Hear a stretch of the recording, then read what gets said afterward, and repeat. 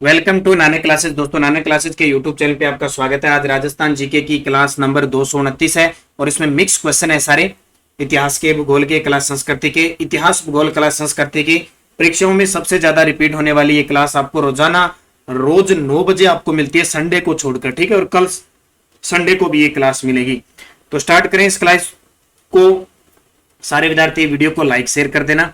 पहला प्रश्न देखिए, राजस्थान में 1857 की क्रांति के समय रियासती शासकों का सही युग्म बताइए। सही युग्म नहीं है। देखो, 1857 की क्रांति, किसान आंदोलन और जनजातीय आंदोलन, प्रजामंडल और एकीकरण, यहां से फिक्स है प्रश्न आने।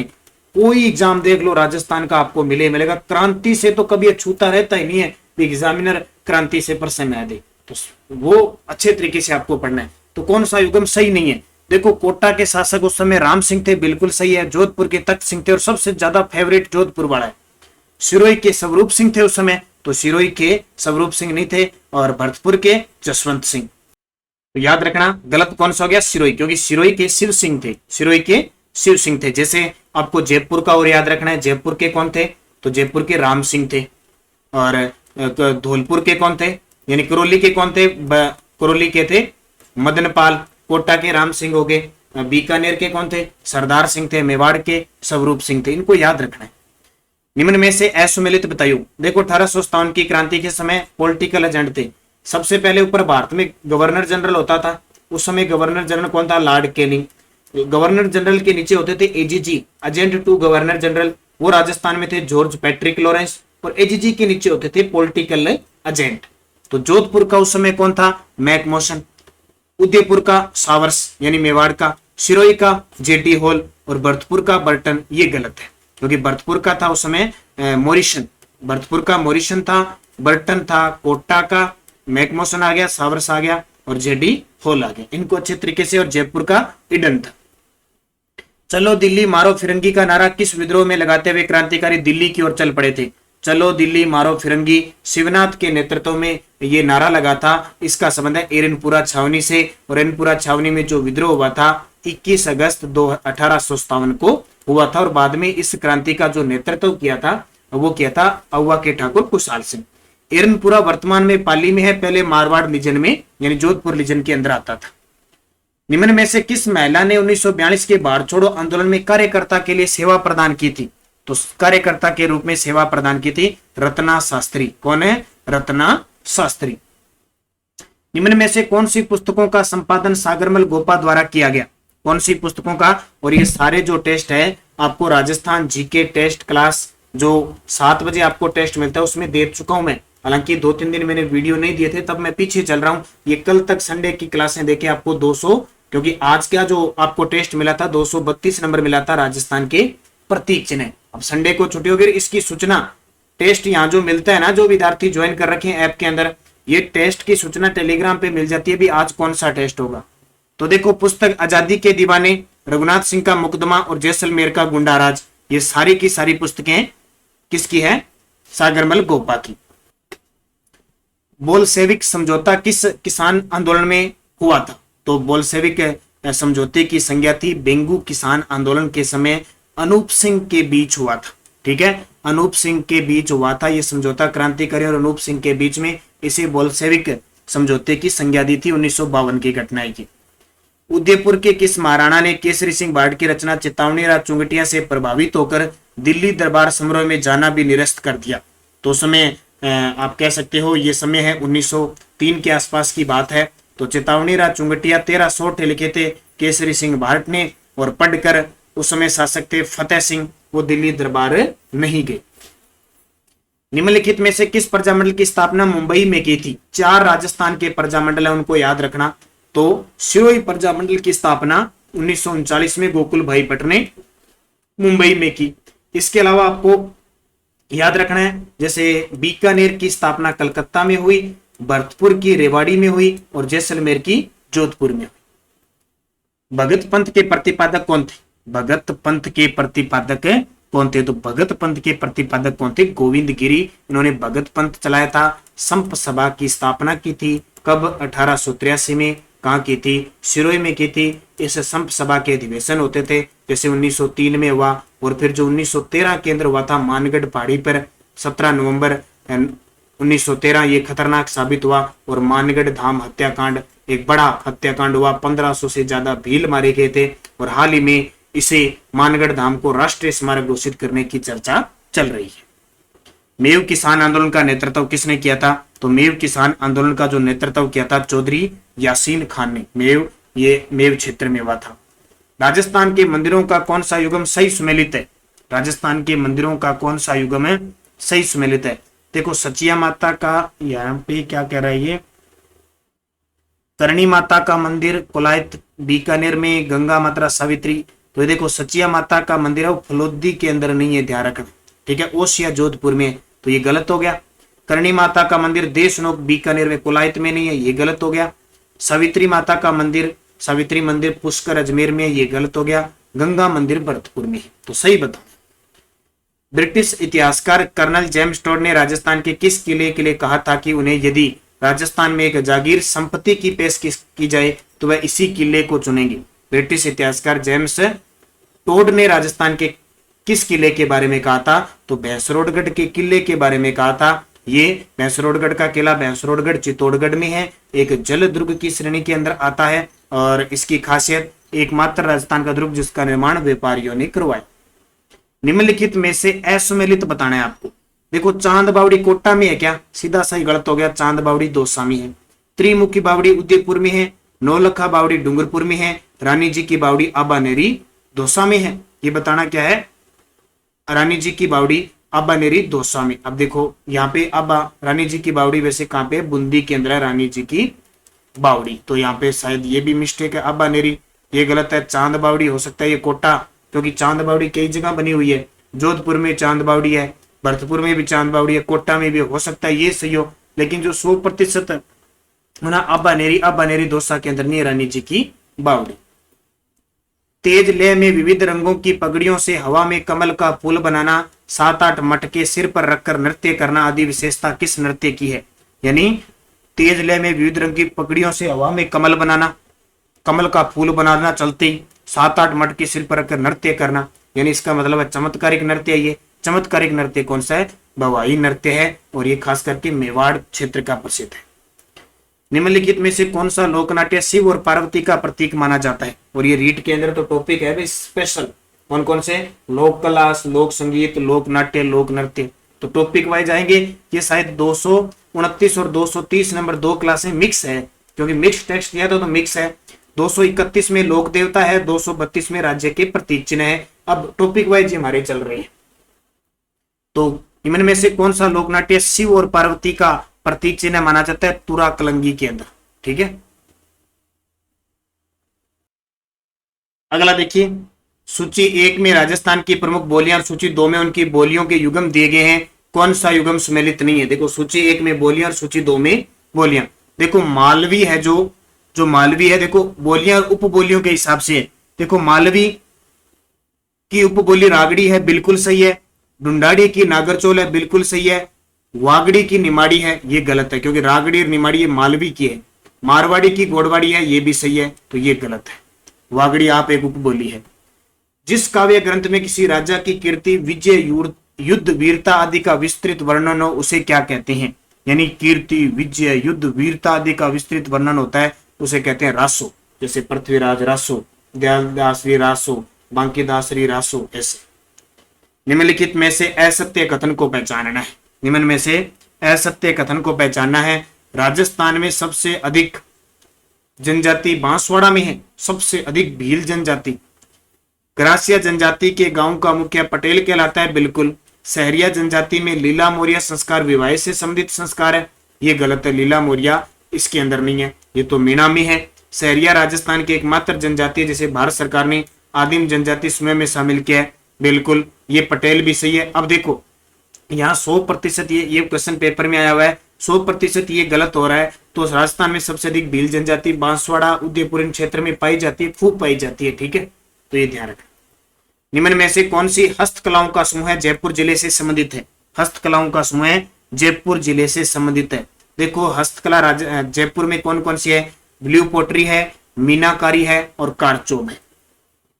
स्तंभों का वन किस मंदिर को कहते हैं? नाम सुना होगा, 1444 स्तंभों का वन रणकपुर जैन मंदिर है जो पाली के अंदर 1444 खंभों का बने हुए उन्हें स्तंभों का वन कहते हैं। ये रणकपुर मथाई नदी के किनारे स्थित है।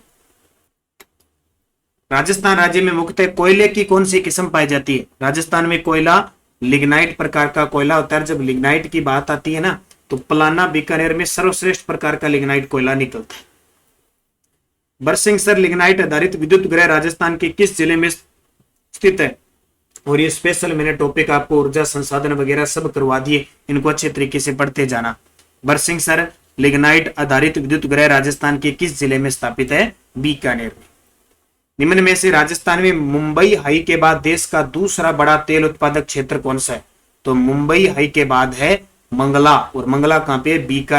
बाड़मेर में। और मैंने अभी कल परसों बताया था इसकी 13वीं वर्षगांठ बनाई गई थी 29 अगस्त 2022 को। मंगला तेल में खूब सारा, मुंबई हाई के बाद तेल दूसरा बड़ा तेल उत्पादक क्षेत्र है ये। राजस्थान के 4 पेट्रोलियम संभावित बेसिन में निम्न में से कौन सा बेसिन सम्मिलित नहीं है? ये प्रश्न आ चुका है। 4 संभावित बेसिन है, अभी देखो, विंध्यन बेसिन है, बीकानेर नागौर बेसिन है, बाड़मेर सांचौर बेसिन है, जबकि जैसलमेर जोधपुर बेसिन है, कोई बेसिन नहीं है। लगभग 14 जिलों में तेल के भंडार है अपने राजस्थान।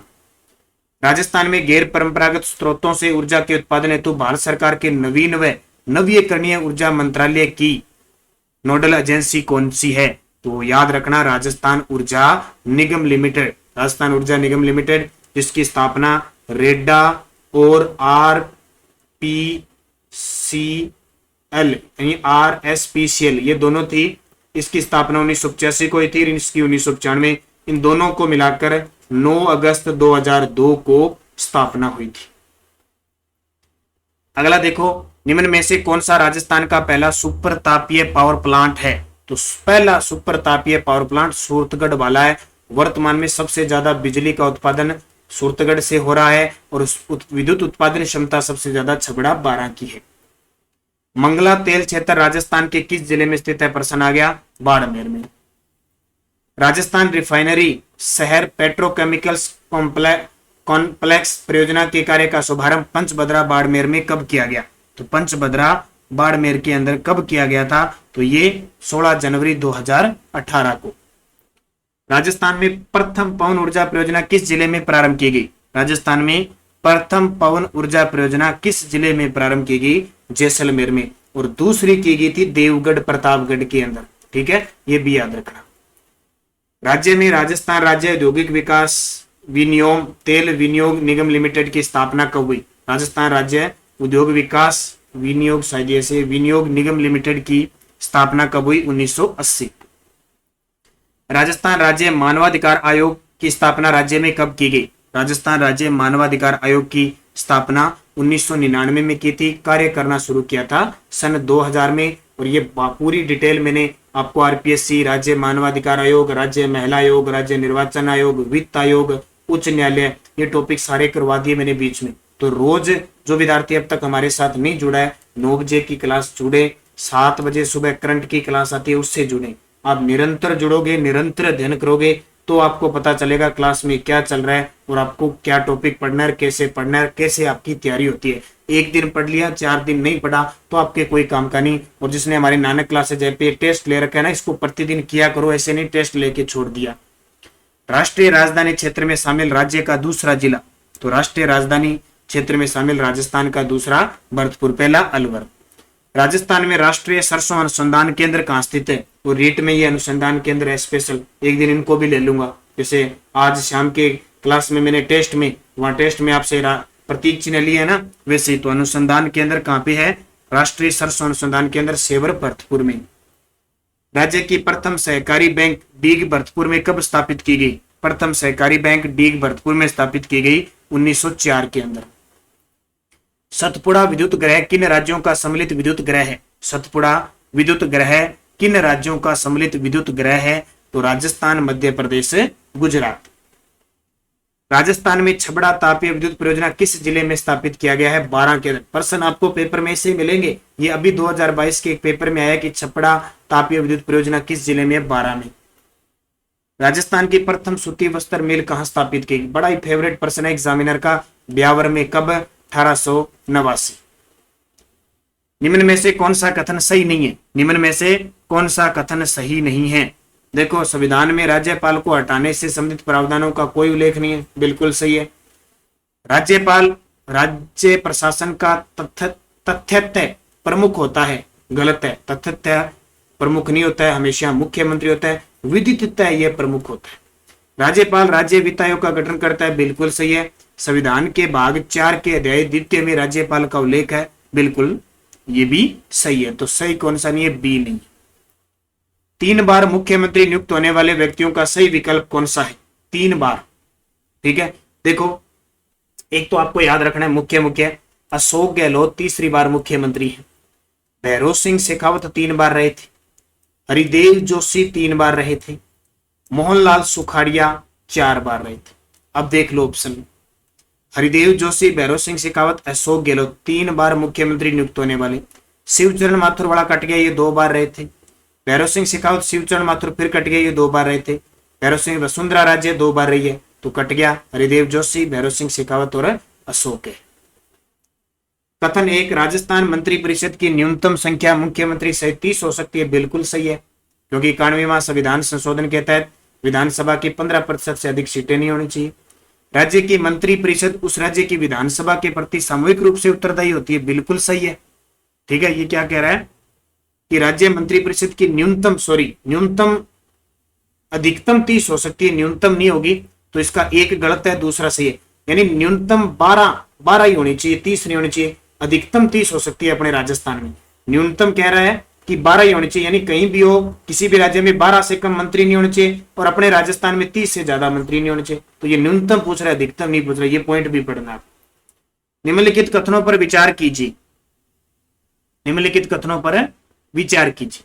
छठे विधानसभा चुनाव में राजस्थान विधानसभा की सदस्य संख्या 184 से बढ़ाकर 200 हुई थी, बिल्कुल ये पॉइंट इतनी बार पेपर में आता है, वो समय था 1977 का। 14वीं विधानसभा चुनाव में ईवीएम मशीन में नोटा बटन का पहली बार प्रयोग किया गया था, बिल्कुल। अब की बार अब कौन चल रही है, कौन सी चल रही है? 15वीं। विधानसभा अध्यक्ष विधानसभा का अधिवेशन बुलाने का अधिकार रखता है, गलत है। अधिवेशन बुलाने का अधिकार राज्यपाल को होता है, ठीक है। अधिवेशन को स्थगित करने का, ठीक है, या स्थगित के दो सदगन कहने का अधिकार होता है, लेकिन पूर्ण सत्रावसान कौन करता है? राज्य, ठीक है। तो इसका सही जवाब हो जाएगा 1 और 2। सही उत्तर देना है तो 1 और 2 इसका सही जवाब हो जाएगा। निम्नलिखित में से कौन सा कथन असत्य है? कौन सा कथन असत्य है? संविधान के भाग 14 के अध्याय 2 में राज्य लोक सेवा आयोग का उल्लेख है, बिल्कुल सही है।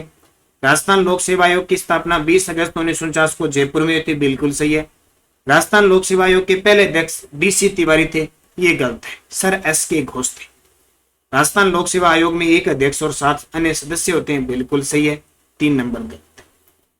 निम्न में से राज्य मानवाधिकार के कार्य कौन कौन से हैं? सही कूट के उत्तर का चुनाव कीजिए। अब ये प्रश्न आपके लिए बड़े इंपॉर्टेंट है। क्या राज्य मानवाधिकारों का उल्लंघन करने वालों को राज्य मानवाधिकारों का उल्लंघन करने सजा देना है? गलत है। ये सिर्फ सलाह दे सकता है, परामर्श दे सकता है, जांच कर सकता है, सजा नहीं देगा। राज्य सरकार के नियंत्रण जेलों का दौरा कर सकता है, बिल्कुल। आतंकवाद सहित और उन सभी कारणों की समीक्षा करना चाहिए, मानवाधिकारों का उल्लंघन हुआ है, बिल्कुल। मानवाधिकारों के क्षेत्र में कार्य करने वाले विभिन्न NGO को प्रोत्साहित करता है, ये भी सही है। ये 1 नंबर गलत है, बाकी 2, 3, 4 सही है। 2, 3, 4। राजस्थान के राज्य निर्वाचन आयोग के बारे में निम्नलिखित कथनों पर विचार कीजिए। देखो, रीट वाले विद्यार्थी ने इनको पढ़ना पड़ेगा, क्योंकि आपके टॉपिक दे रखा है स्पेशल राजस्थान की राज्य व्यवस्था दे रखा है ना, वो आपके प्रशासन, तो उसमें सारे आ जाएंगे, ध्यान रखें। राजस्थान के राज्य निर्वाचन आयोग के बारे में कथन पर विचार कीजिए। अब कथन है बड़ा ही शानदार, विचार करके ही उत्तर देना है, बिना विचारे आपको उत्तर नहीं देना। राज्य निर्वाचन एक बहुसदस्यीय संवैधानिक आयोग है। क्या सत्य है? गलत है, क्योंकि अपने राजस्थान का राज्य निर्वाचन आयोग 1 सदस्य है। अनुच्छेद 243 के अनुच्छेद 243 ZA के अनुसार पंचायतों व नगर पालिकाओं के लिए निर्वाचन नामावली राज्य निर्वाचन आयोग जारी करता है। बिल्कुल भाई सही है, ये नगर पालिका के लिए है, ये ग्राम पंचायतों के लिए। राज्य निर्वाचन आयोग का प्रमुख राज्य निर्वाचन आयुक्त होता है, जिसकी नियुक्ति राज्यपाल करता है, बिल्कुल सही है। ये दोनों ही पॉइंट बड़े सही है, लेकिन ये गलत है, क्योंकि एक ही होता है मुख्य निर्वाचन आयोग और एक सचिव या अधिकारी होगा। तो 2 या 3 सही है, दोनों ही। कौन सा कथन सही नहीं है? एक बार फिर प्रश्न आ गया, विचार करने वाले प्रश्न है भी, छोटे मोटे। उपखंड अधिकारी दंड नायक के रूप में अपने क्षेत्र में धारा 144 लागू कर सकता है, बिल्कुल। सन 1556 में तहसीलदार सेवा पर नियंत्रण राजस्व मंडल को सौंपा गया था, शायद ये 1956 होना चाहिए, 1556 तो नहीं होना चाहिए। निर्वाचन की दृष्टि से उपखंड अधिकारी को पंजीयन अधिकारी कहा जाता है, बिल्कुल ये सही है। भारत में प्रशासन की आधारभूत इकाई ग्राम पंचायत को माना गया है। भारत में नहीं है ये, भारत में प्रशासन की आधारभूत इकाई ग्राम पंचायत को नहीं है, ग्राम सभा को। डी उत्तर। निम्न में से कौन सा कार्य दंड नायक के रूप में जिला कलेक्टर में निहित है? देखो जिला कलेक्टर के क्या कार्य हैं। जिले में शांति सुरक्षा एकता बनाए रखना, बिल्कुल। पुलिस थानों का निरीक्षण करना, बिल्कुल। हथियारों के लाइसेंस जारी करना, बिल्कुल। विदेशियों के परिपत्रों की जांच करना, बिल्कुल सही है। तो चारों ही सही है। राजस्थान सचिवालय के अधिकारियों का सही पदक्रम कौन सा है? ये देखिए कितना शानदार प्रश्न है, ये सारे प्रश्न पेपर में आए हुए हैं। तो सचिवालय के अधिकारियों का सही पदक्रम देखें तो सचिव होता है, फिर विशेष सचिव होता है, संयुक्त सचिव होता है, उप सचिव होता है। इससे पहले अतिरिक्त सचिव होते हैं, अतिरिक्त मुख्य सचिव होते हैं और मुख्य सचिव होता है। तो ऐसे क्रम है। राजस्थान में लोकायुक्त की नियुक्ति के लिए राज्यपाल निम्न में से किसके साथ परामर्श करता है? बड़ा ही शानदार प्रश्न है, शानदार तरीके से इसका उत्तर देना है। देखो, क्या मुख्यमंत्री से सलाह लेगा वो? मुख्यमंत्री से। लोकायुक्त बिल्कुल। उच्च न्यायालय का मुख्य न्यायाधीश उससे लेगा, और राज्य विधानसभा में प्रतिपक्ष के नेता के साथ लेगा। 1 2 3।